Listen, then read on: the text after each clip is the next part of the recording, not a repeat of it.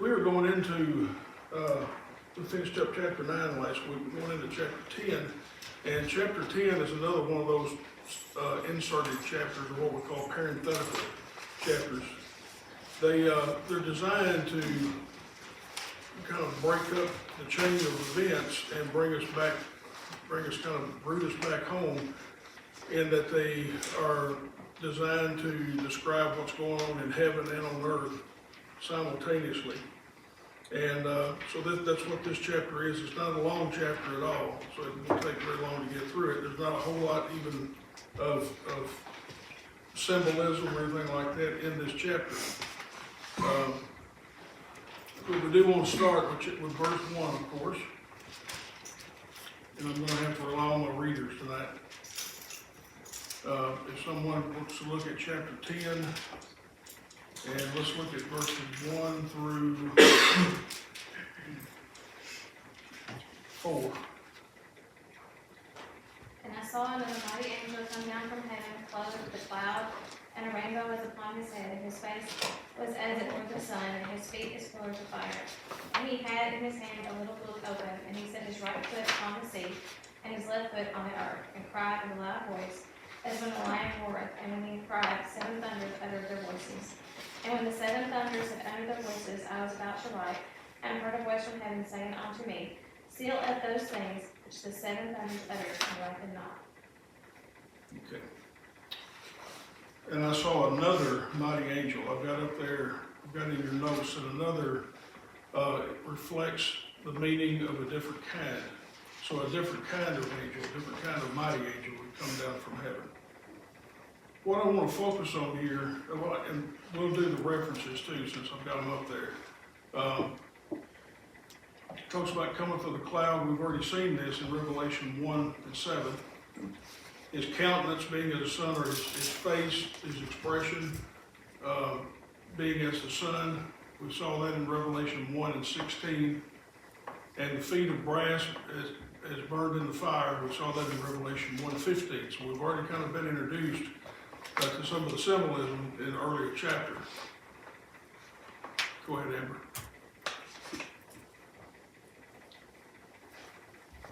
A little book. This is an open scroll or word of God in prophecy. It talks about the land and the sea. This is reflective of a conqueror. Generals during that time in the armed forces still use this terminology today. As a matter of fact, it's symbolism of triumph. In verse 3, it references the lion. And we know that the Bible references Jesus as being, or Christ as being noted as the Lion of the tribe of Judah. Okay, the 7 thunders, this is kind of what I wanted to spend a little time on. 7 thunders, and John is getting ready to write down what he sees. But when the 7 thunders sound, he says, I was about to write, but I heard a voice from heaven saying, seal up what the 7 thunders have said and do not write it down. Why do you think all of a sudden God shows him something? And again, the loud voices, the 7 thunders, is reflective, we think, of the voice of God, the perfect judgment of God. Why would he tell John not to write down what he saw right in the midst of all this? I'm just throwing that out. No right or wrong reason.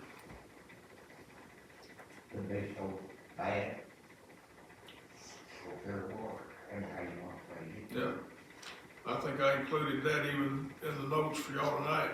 It's a possibility that since we tend to believe that the 7 thunders are the perfect judgment of God, then it could be that the judgment that he was showing John was so severe that he didn't want it documented. He didn't want him to write it down.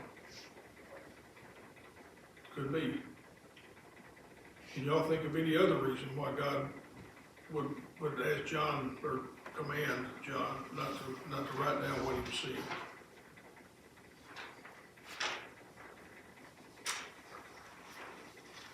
That'd be pretty bad if it if we go with the first theory, then it had to be pretty bad for him to think that we couldn't handle it. Or maybe he knew John couldn't capture it in the fullness of what he wanted captured, I don't know. It's not clarified. It doesn't really tell us why. But thunder is usually equated or associated with the voice of God. And we know that 7 deals with perfection. So the 7 thunders could be the voice of God in perfect judgment. And that's kind of the thought that I went with on this. There's some other theories that I didn't really make any sense to me at all, but that were in the Greek and Hebrew. But like I said, they really didn't make any sense to me enough to even discuss them.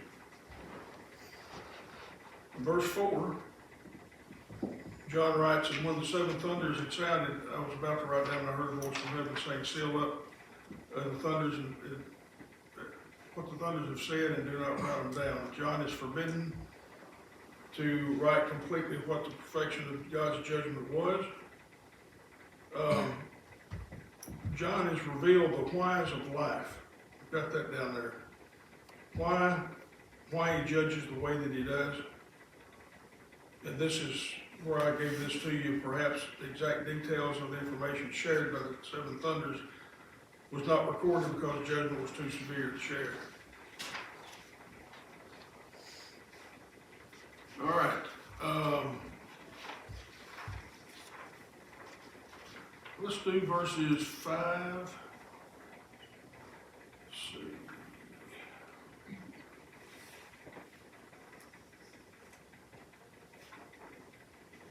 Let's just finish out the chapter. Then we'll go back and catch it verse by verse, 5 through 11. It's not much.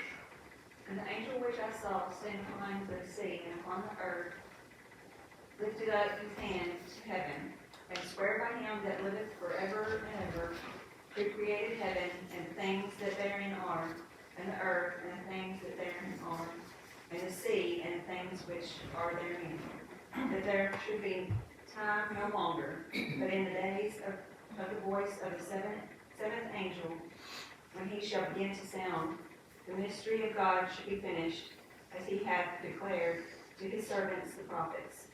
And the voice which I heard from heaven spake unto me again, and said, Go and take the little book which is open in the hand of the angel, which standeth upon the sea, and upon the earth. And I went unto the angel and said unto him, Give me the little book. And he said unto me, Take it, and eat it up, and it shall make thy belly bitter, but it shall be in thy mouth sweet as honey. And I took the little book out of the angel's hand, and ate it up, and it was in my mouth sweet as honey. And as soon as I had eaten it, my belly was bitter. And he said unto me, Thou must prophesy again before many peoples and nations and tongues and kings. All right. Thank you.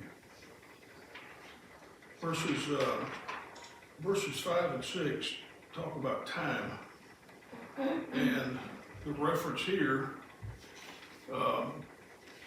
time is defined as a delay. There's no further delay in God's wrath at this point. Man's chances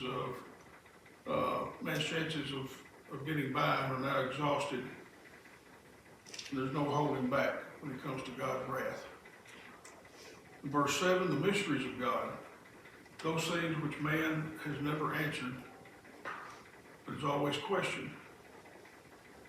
What are some things, I listed a few things up there, but what are some things that you would like to know about life that you don't have answers to? What are some mysteries?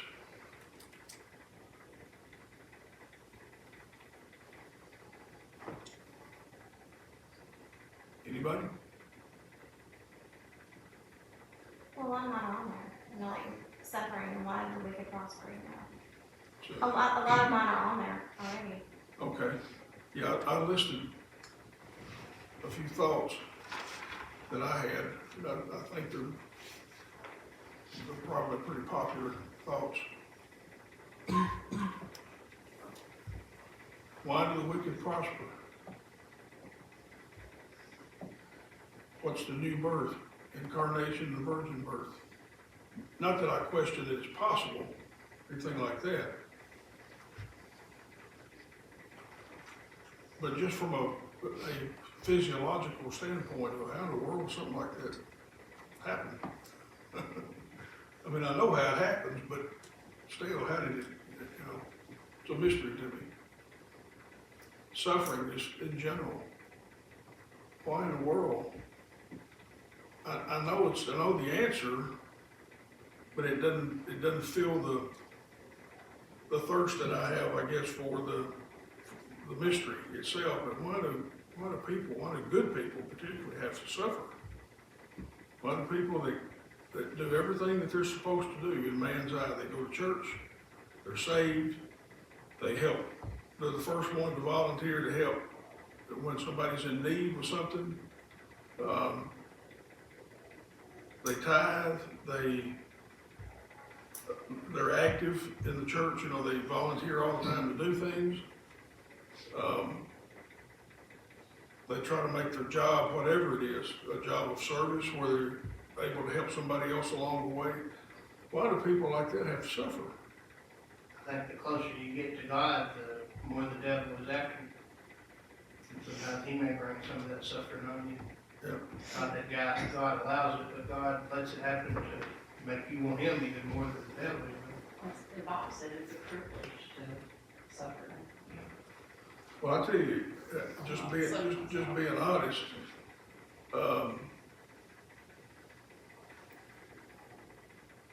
growing up, I always had a little bit of a problem with authority. That's putting it mildly. For a few years of my life, I had a big problem with authority. And I rebelled, a lot during my life. But, what are you laughing at back there? You haven't grown up yet. I hadn't grown up yet. But I realized a long time ago, one of the things that I had a big problem with in terms of mystery was the sovereignty of God. And a preacher friend, I always wondered what that was. I read about it all the time in the Bible, but I never really knew what the sovereignty of God meant. And just an old country preacher said to me one time, he said, that means that God can do whatever he wants to, when he wants to whomever he wants to, and he don't have to run it by you first. So I thought, okay. I realized where I was having a problem with that. We think that things ought to be run by us first before God passes judgment or he allows things to happen or whatever, and he doesn't have to do that. He's a sovereign God. He can do whatever he wants to do when he gets ready to do it. Because he knows more about the outcome than I do. He knows what the effects are going to be a whole lot more than I do. And we have to hold on to that when we're suffering, when we're going through things. He does know best, and he knows the outcome of this and what could possibly come of good, come good of this.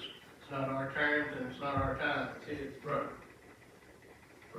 That's hard to swallow sometimes. Very hard sometimes.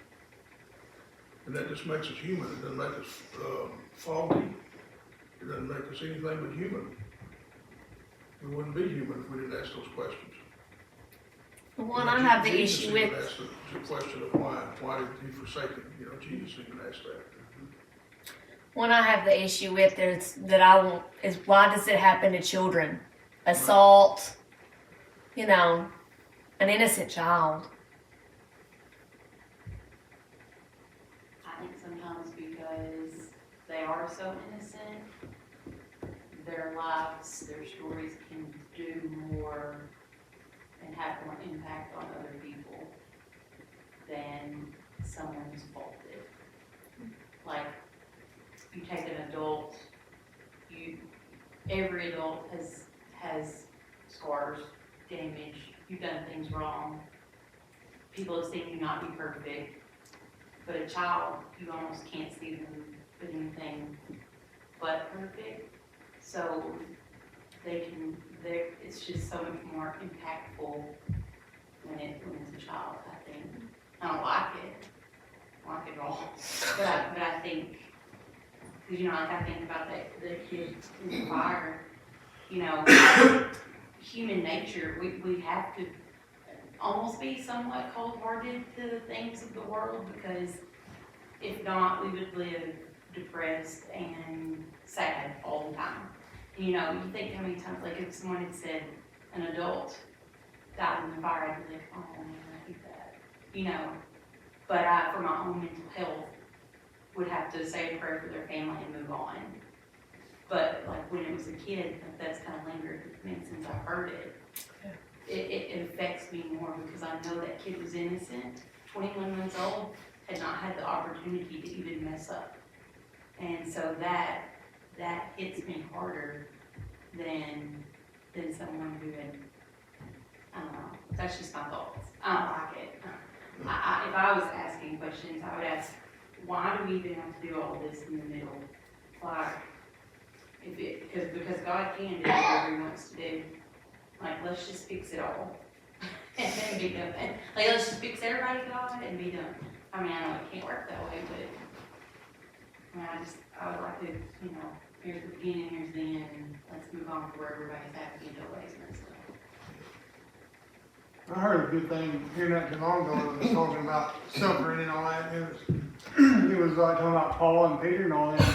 You know, if they didn't suffer through so much when they first started out, would the gospel of God be as strong as what it is today? Because if you just read and everything was hunky dory with them after Jesus ascended, you know, would it be as strong? You know, they kind of, I mean, it's kind of compared it to like a football team. Like, you know, if the football team wins the Super Bowl and nothing happened to them all year long, you know, that they won, that's great. But if a team went through adversity the whole time and they fought and they lost people and then they, you know, things happen all the time. If they won that Super Bowl, it meant so much more than what that team that didn't have no suffering. They earned it. They earned it, they did, yeah. Like, everybody likes the underdog. That's right. They root for them. Yeah. Well, the world that Maria is talking about did exist at one time. When the earth was first created and man was created, that world did exist at one time. And of course, we screwed it up. As we typically do. You know, when it's left up to us to make a choice, we go and do the one thing that we're not supposed to do. And it's human nature. It's just in our nature to do things like that. We have to fight against those things. I believe it was Apostle Paul that wrote, why is it that I do the things that I shouldn't do and I don't do the things that I should do? You know, he was cursed with that. He was a human being. But do you think in a way that with everything that's going on in the world that we get desensitized to things that maybe 20, 30 years ago we wouldn't have been? You know, like I deal with kids every day and, you know, I hear stories that are so horrible, but I'm doing this so many years, it's kind of you get desensitized to that. Yeah. And I'm sure you do too. Yep. In a way. I think you have to be able to Yeah. live in this world. I mean, not so much that you ignore it. You know, it's not that you don't care, it's Right. just, But in order to keep mental health of your own, you have to show the care, you have to move on. Is that as bad as it sounds? I mean, we still have to do our job as Christians, you know, and be the hands and feet and do what we're supposed to be doing, but we can't let all of the bad weigh us down. Like, I had to make the choice to quit watching the news. Like, I used to watch the news every morning. That's why I was getting ready. I don't do that anymore. I had to quit. Now, I'll still read news articles because I can read as much of it as I want. I can take in what I want and leave what I want. But I won't let it just play in the house anymore. We don't do that. Like, there's only so much we can handle, and that was just something that was pushing us over. I heard a sermon preached on that one time. Said if you want to start your day out right, you want to start out with a decent day. The first thing that you do is don't turn the TV on at one time. Yeah. You think about it. What's reported on the news? Everything. rarely anything good. Right. Good for ratings, bad for listening. That's right. That's what they want. Good news don't sell. Turn Don't the sell TV paper. on 15 after and watch the weather and turn it back on. Yeah. But anyhow, you know, we're at a point now where, in this transitional chapter, where God is letting us know what's going on in heaven and what's going on down here. And, let's see, I listed, why do wicked people suffer? What's the new birth, incarnation, birth and birth, the mystery of suffering? What about predestination and free will? Well, there's a debate Yeah, for a while. yeah, that one have been debated ever since I get to be at the time. Right. God gives us a free will, but he knows what our free will will be, that's why I heard it from him. Yeah. That was the one question I had asked me whenever I was in college and was talking to somebody about God is why did he, if that's the case, then why did he create us knowing where we're going to end up? And at that time, I never had the answer. But after thinking about it for a long time, we know our children are going to get hurt. Physically, mentally, in some way, form, or fashion, but yet we still chose to have children. Right. So, why did we choose to have children?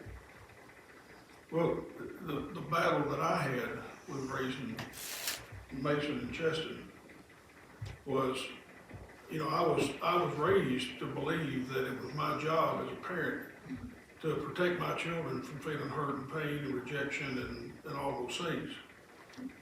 And, you know, looking back, Belinda and I did everything we could to protect them, you know, from those if you knew that they were going to get hurt in a situation.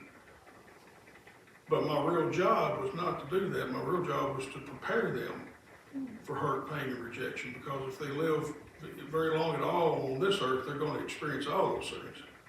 And if all I do is protect them, you know, from it all the time, then they're going to replace me with something else to protect them constantly in life, to shield them from feeling hurt, pain, and rejection. And, you know, you never really grow much if you don't experience those things, which is kind of what we're talking about here. You know, if we don't experience the bad, you don't appreciate the good. And that's part of being human, also. I heard a preacher, a couple of times, that, and he said that, it makes sense if it ever works, or if you ever understand it. If you get control of your kid at an early age, and then they're not as likely to disabandon them, and you know, the more you push them away, you know, chastise them, the more you things push them away. Instead, if you could have them under control early, you'd be less pushing them away, and be able to be closer to them. Right. If that makes any sense, the way I said he did, the way he did.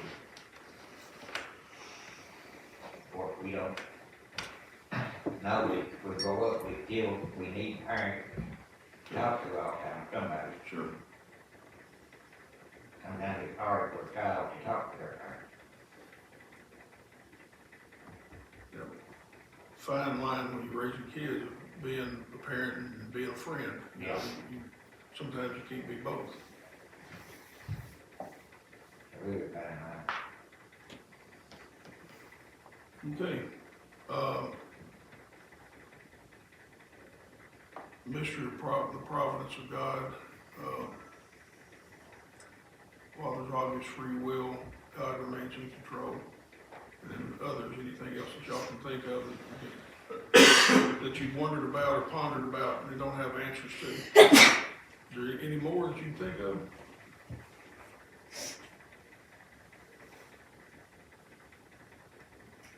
It looks like you want to say something. I don't really have any mysteries that I've asked a question of.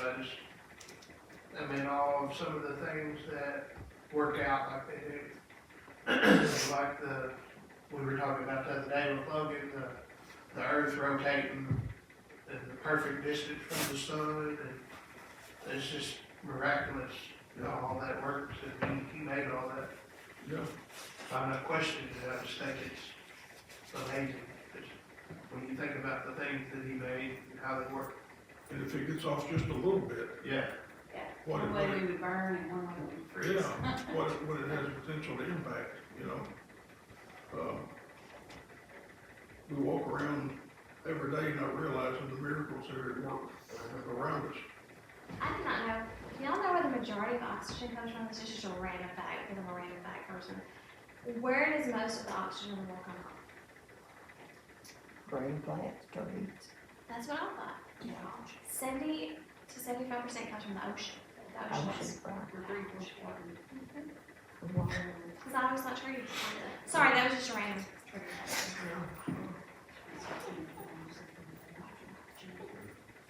The world is what, 3/4 water? Mm-hmm. And we're, human beings are 75%. I'm more like 50, I think. Interesting fact. Say 75% more.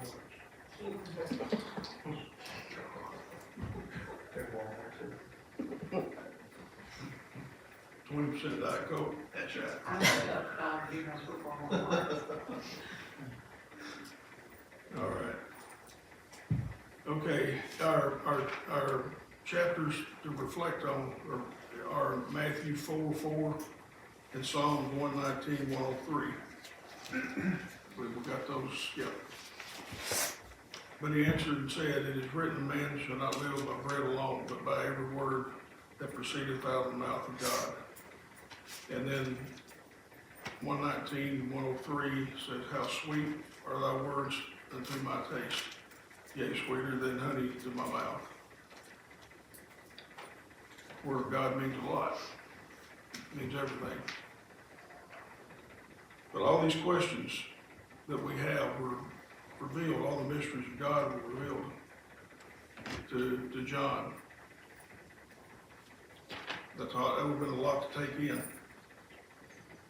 And then verses 10 and 11. Much bitterness, sorrow, and pain. Sounds good on the surface, but meditation and study bring about conviction.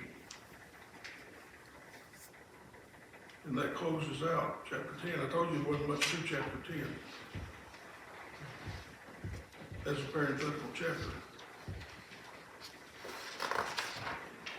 We're going to go over into chapter 11. I think he's got 11 to 12 together. He's got, We talked about that at the house and told him there's no way we would get to that tonight, but he could put them together if he wanted to.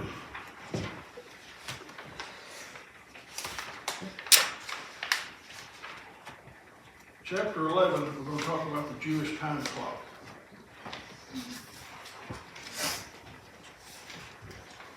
Did y'all know that the Jews have a time clock? Okay.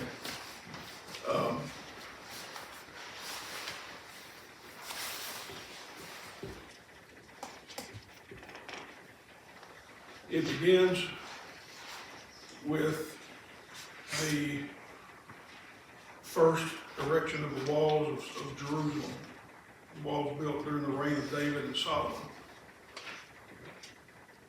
And it stopped at Mount Calvary when Christ was crucified. And it's set to restart at the rapture of the church. Okay? So if you can hold those facts in your head, then you'll get the rest of it. The Jewish clock started at the erection of the walls of Jerusalem, built during the reign of David and Solomon.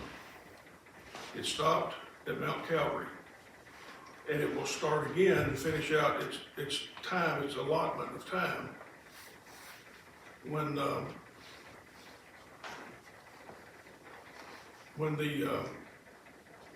lost my train of thought, y'all bear with me. The rapture of the church takes place. Okay?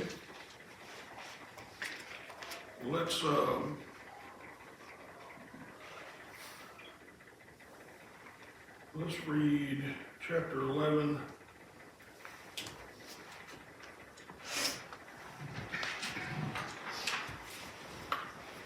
Let's read chapter 11, 1 through 6.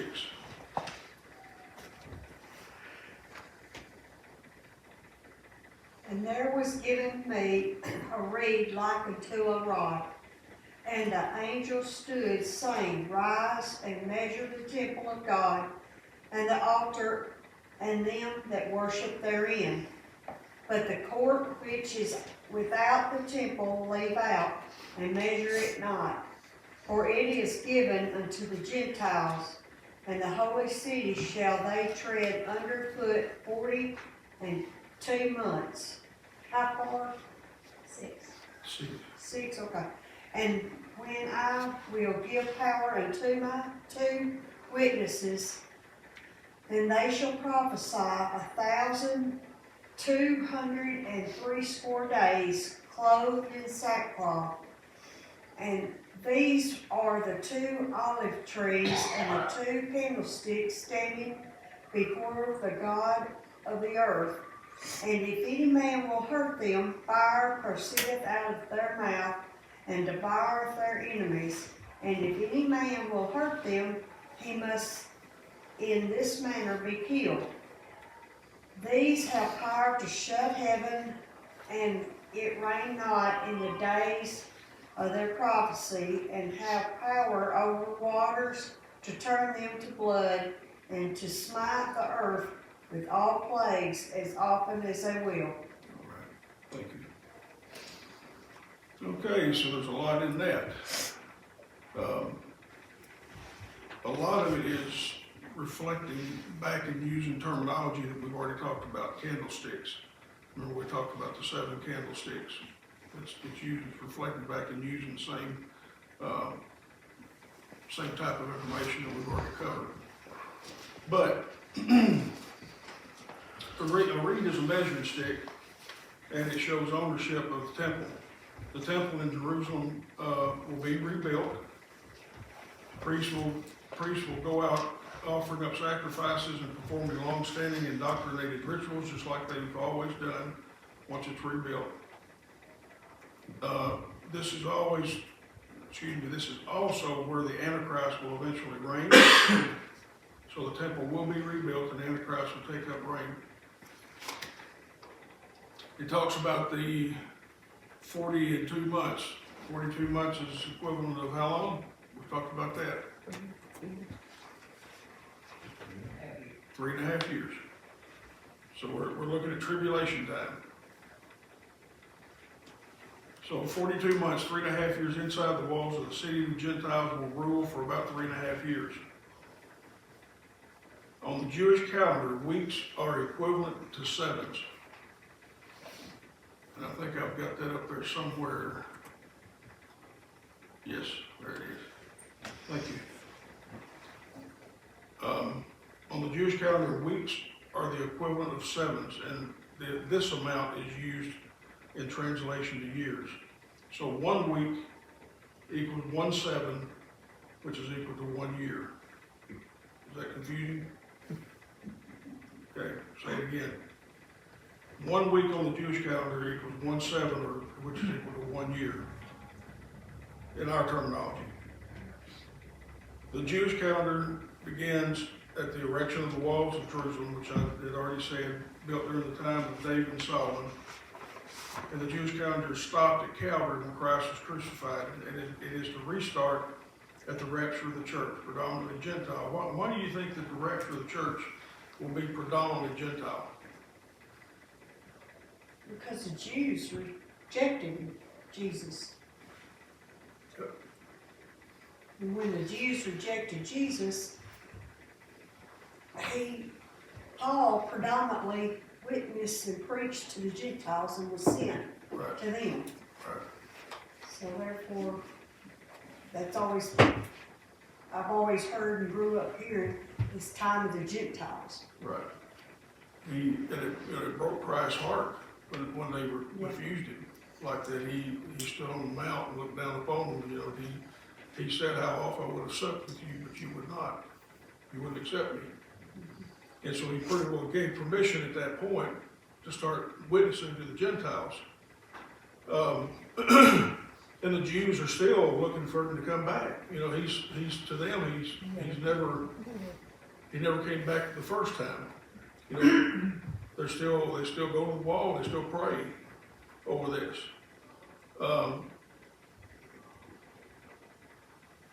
So they're still, in a way, still rejecting Christ as a whole, when you look at the whole picture. So predominantly Gentile. The calculated time between the erection of the walls and the crucifixion of Christ is 490 years. Now, we're going to get into the calculating of the 490. Maybe on the next slide. Yeah, I think so. There's a lot of wording to this, so what I'm going to do is I'm going to use Daniel to help hopefully clarify some of this.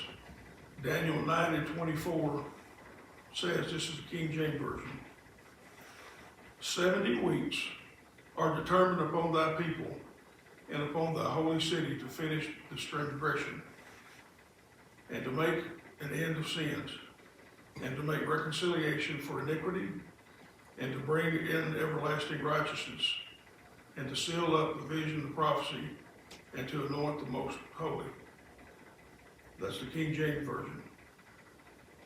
The ERV version says, God has allowed 70 weeks for your people and your holy city, Daniel. The 70 weeks he ordered for these reasons: to stop doing bad things, to stop sinning, to make people pure. Got a handful there, to make people pure. To bring the goodness that constitutes forever, to put a seal on visions and prophets, and to dedicate a very holy place. That's the ERV version. Now, at 70 weeks, times 7 would be 490. However, hang with me. Don't let this confuse you. From the erection of the walls until the crucifixion of Jesus Christ, or the rebuilding of Jerusalem and the temple, is 7 Jewish weeks, 70 and 2 Roman weeks.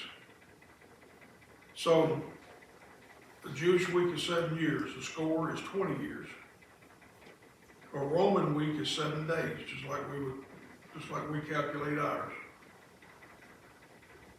So 69 Jewish weeks times 7, that it gives us is 483 years. So we're missing what? If the calculations are giving them a full calendar of 490 years, and we know that from the erection to the time of the crucifixion took up 483 years, we're missing how many years? We're missing 7 years, which is what? Tribulation. Where's that calculated in?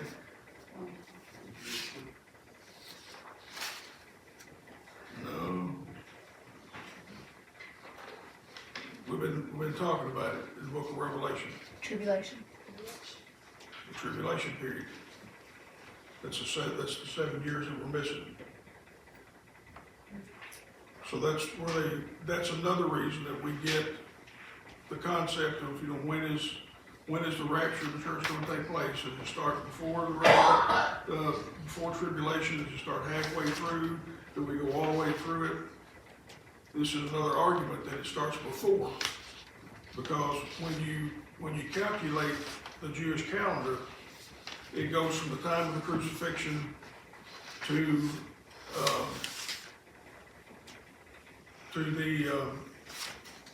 the rebuilding or the building of the temple to the time of crucifixion, and it restarts at the rapture of the church. So the rapture would have to be before, if your 7 years comes after the rapture of the church. That makes sense? Like mud? Okay, I tried to break it down as best as I could for understanding. All right, any questions about that?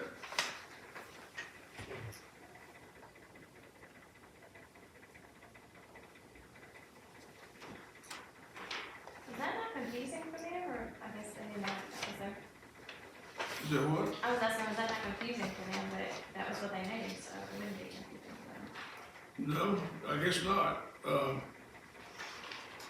It got a little confusing for me looking, I was looking it up and studying. I got, one of my gifts I got for Christmas, Mason got me a new concordance. So I got a big thick concordance with fine print that I can say squint and read. It says on the front of it, largest print available, but well, if it is, I'd hate to see the fine print. But it's full of some good information, and it's got the original Greek for a lot of stuff, and so looking this stuff up was, got confusing, and I tried my best to put it together and break it down and let you know that a Jewish week is 7 years, a score is 20 years, da-da-da-da. If you plug that in and try to calculate the number of years on the Jewish calendar that they've already used up is 483. And that leaves us with the 7 years of tribulation.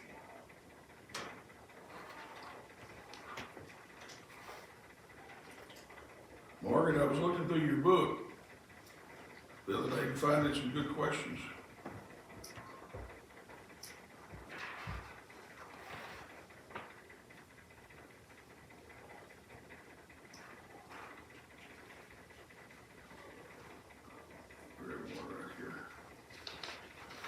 Excuse me just a second, y'all.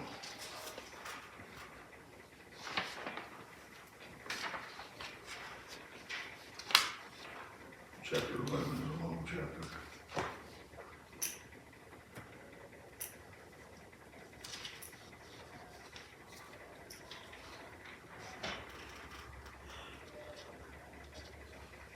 I thought this one was a fairly simple question to answer. But there's all this focus on Jerusalem. You know, rebuilding the temple and Antichrist taking reign and eventually Christ taking reign there. But why is Jerusalem the city of importance that it is? Why is Jerusalem the city of importance? God knows it. Yeah, I thought that was a no-brainer, kind of. God's holy city.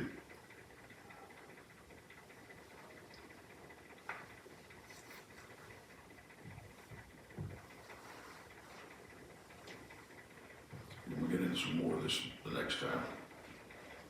But,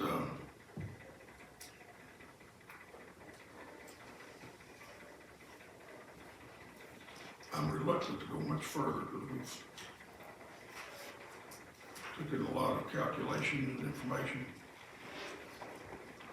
And I've got about a minute and a half, what I've got on my watch. Well, they're gonna be through down there. Are they? All right. Bud, would you close us out tonight? Our kind director, Kevin, we thank you for this day. We thank you for the opportunity to meet and study your work in your word. We pray that you help us to understand it and use it in our lives, Lord. We pray that you be with those that do with it. Be with those that are mentioned in need of your help, Lord. As you lead, guide, and direct us